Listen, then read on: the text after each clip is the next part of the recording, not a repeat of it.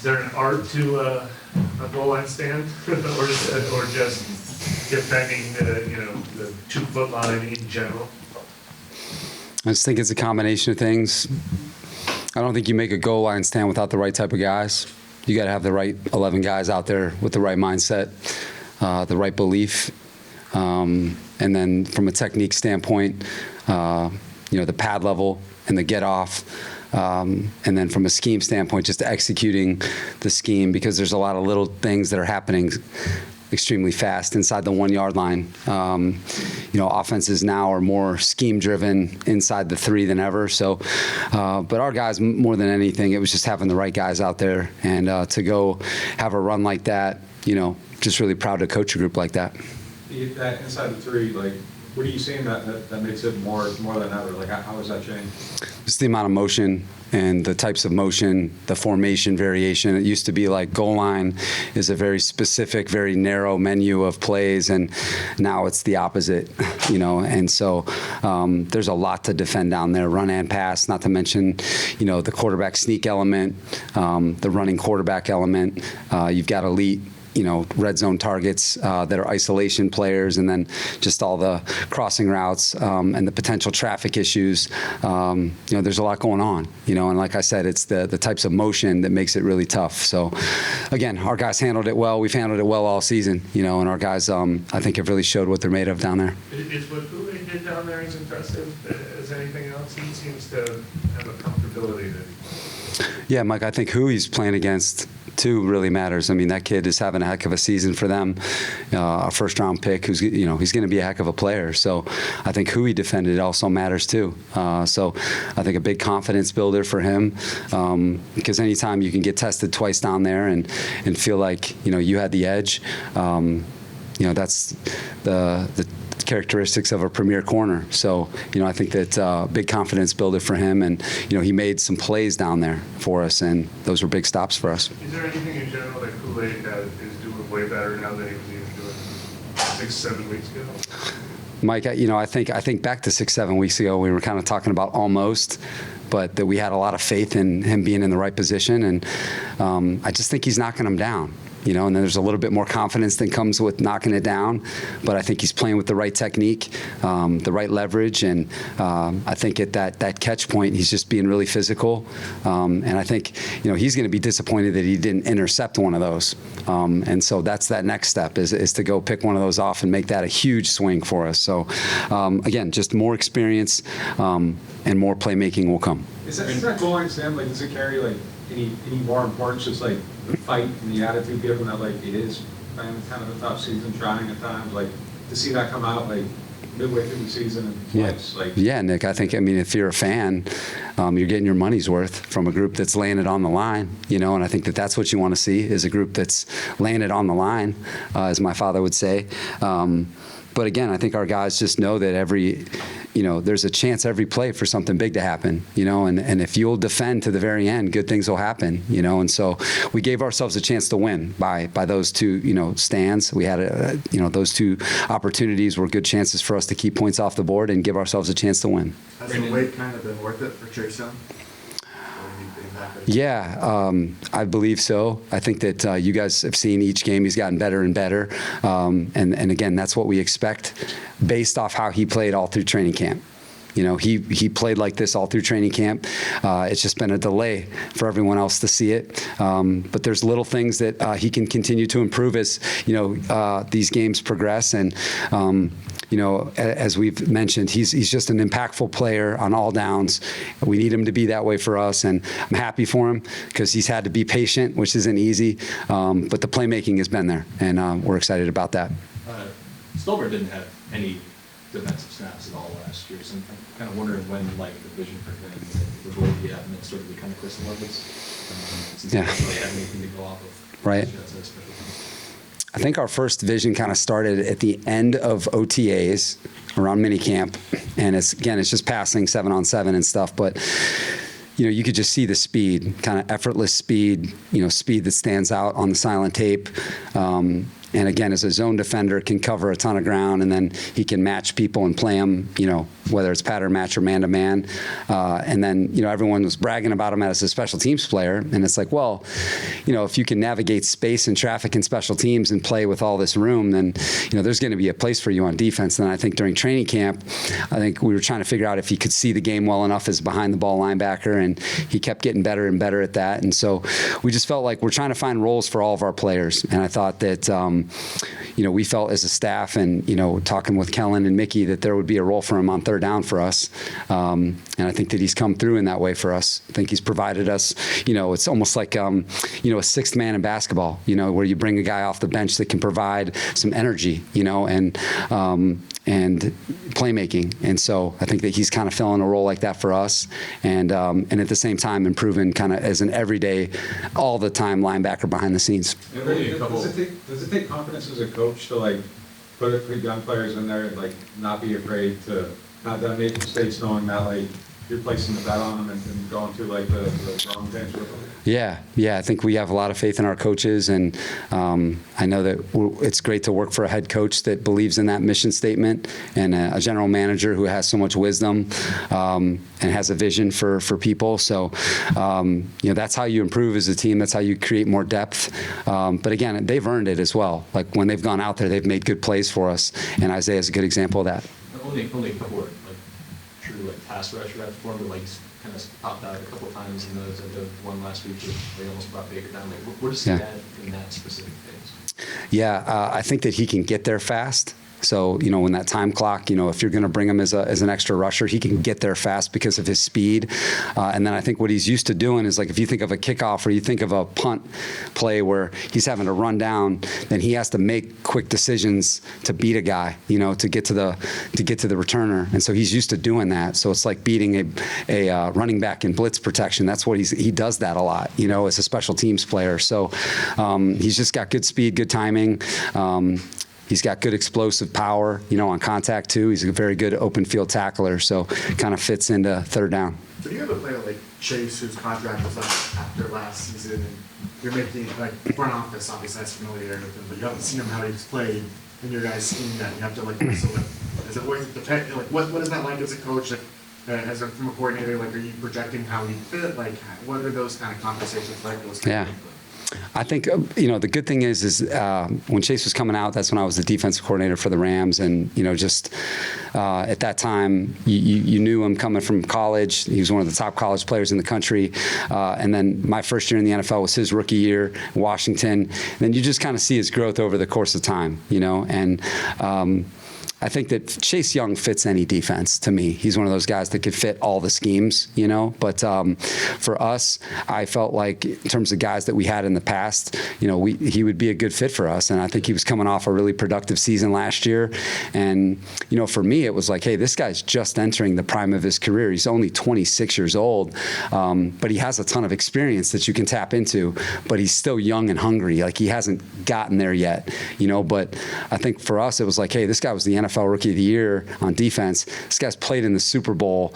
He's been in the playoffs, and he's been through a lot of the tough things that you have to go through as a player. So you put all that into one. He's a great dude, and we're really glad that we have him. Quincy, he looked like early on in the season, you could see that he saw what was coming or maybe had an instinct. But over the past couple of games, it feels like almost like the marriage of instinct and reaction has been there for him. How big a step is that for any young corner? Yeah, great observations. It's challenging. I think as each week, there's going to be something new. There's going to be the timing of something, or maybe it's a certain receiver that he's defending that's got kind of a unique style that he hasn't played against. And so, the game is going to slow down to him, the more that he plays against people and he sees the different scheme, right, the different types of players, and he's going to say, okay, this is how I need to play this specific play or this specific player. And so that's a work in progress, and I think if you looked at Kool-Aid last year as a rookie, there were probably some peaks and valleys, just like there would be for any of the top corners. But then as the season goes on, as the years go on, you see more of the confidence in the playmaking. And I think what Quincy's doing is going through that right now as a rookie. But we feel like the playmaking has been there, even though there are going to be some downs that he doesn't get right, or maybe he does make a mistake. It'll be a mistake that he learns from, and the next time he's ready to go knock it down. And he's got a really good mindset. The thing that I think him and Kool-Aid share is that right mindset at corner, where they can forget plays and move on to the next one fast. They have confidence in themselves, and that's our job as coaches, so they maintain that confidence. That inherent confidence they have, we need to make sure that it stays that way, and then they'll earn even more with more preparation, more experience, and more playmaking. Is there anything to get into the players looking at the practice film and maybe seeing like how a guy tried to defend something or like attack them in a certain way? Yeah, absolutely. I think there's so much work to be done for young players to really discover who they are. I think it's such an important part of growing as a young guy is discovering who you are, what works for you, and you'll never know until you face more. But I think it's that constant search of, your best. And so it's our job as coaches to kind of put them through it, make sure that you show them different examples of, hey, it's a different corner, or I had a corner like this, or we played against a guy like that. And, it's just that day to day, and they talk about it a lot. We try and really emphasize the technique and the situation so that they can go be aggressive, and I think for corners especially, you get that aggressive-ness with more experience. What's one of the first steps to defending the Rams offense? Yeah, well, you got to defend everybody. It starts with, the quarterback. I think Matthew is one of the best, since I've been in the NFL. Ever since he's been in the NFL, he's been one of the top players in the league, Super Bowl champion. Really starts with him and how they operate. The marriage of the run and the pass, being in premier looks because of him and because of the synergy of him and Sean together, quarterback and head coach, play caller. But they do a really good job of having you have to defend everybody. The runners, the receivers, the tight ends, they distribute the ball well to a lot of different people, and then they've got a lot of feature players in those positions. And then, I think what they do a great job of is tying everything together with their O-line. And so they're a difficult cover. They're very well coached, and they play the right way. How do you Is McVay balance one of those coaches that can defending against both Puka and Devontae Adams? Yeah, different styles of players, but the production, Devontae is one of the top, since I've been in the NFL, Devontae Adams is one of the top players in the whole league, certainly at receiver. Just the route tree, the playmaking, run after catch, all of it, inside, slot, outside wide, he can do it all.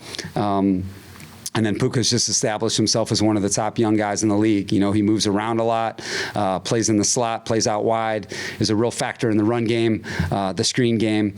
And they're very complementary of one another because you can get them opposite each other where you have to choose. And, Devontae just really gives them that isolation player that makes it tough to guard, the entire field. So very, very good group of players in the receiver room.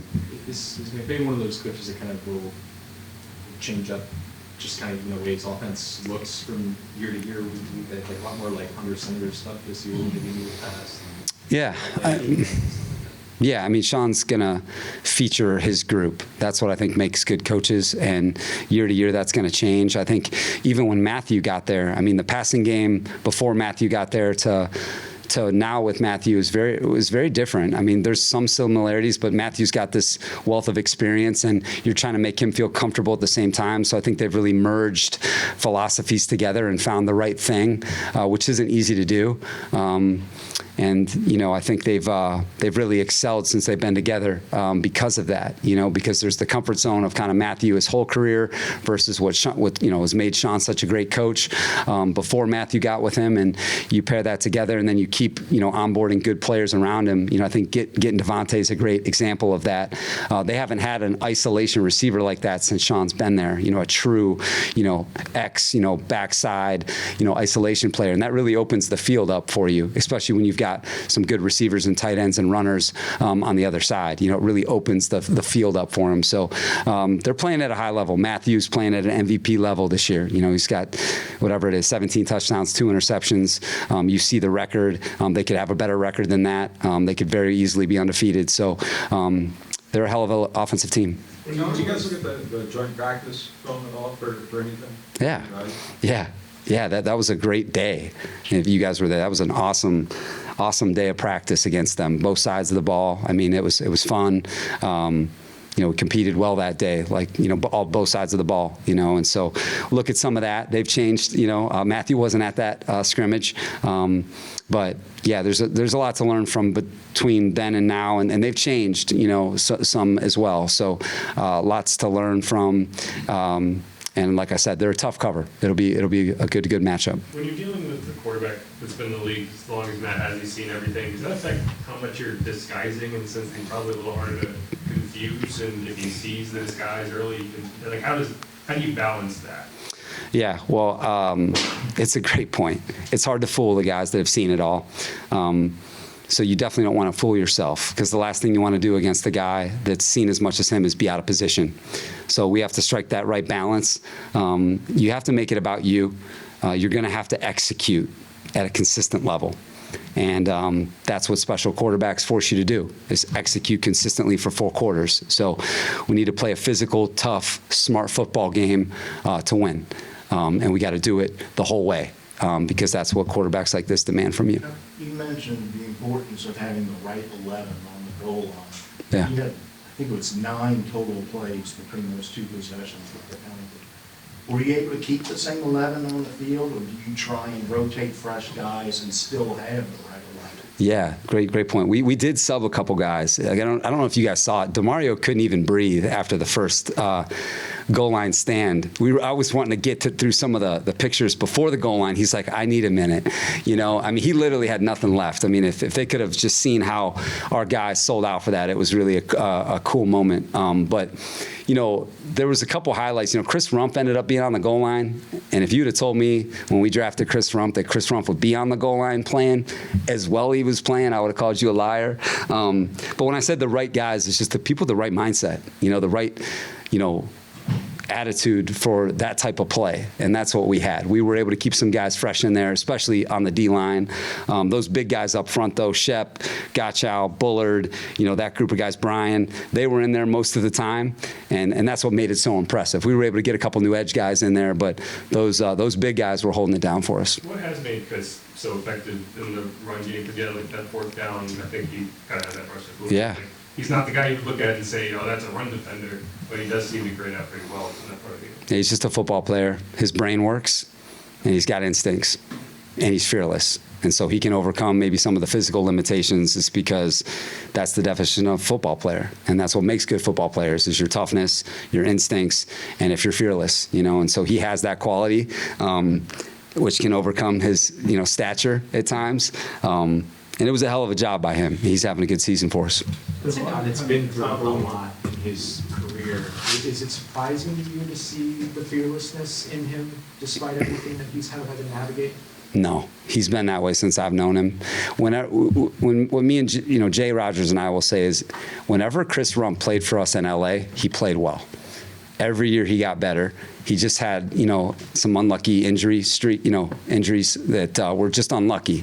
But whenever he was in there, he always played quality football for us. We always felt the utmost confidence in him. And it's been great to see him come here and be able to find a role on special teams and on defense. And he's been a really good, kind of cool glue guy for us. All right, guys. Take care.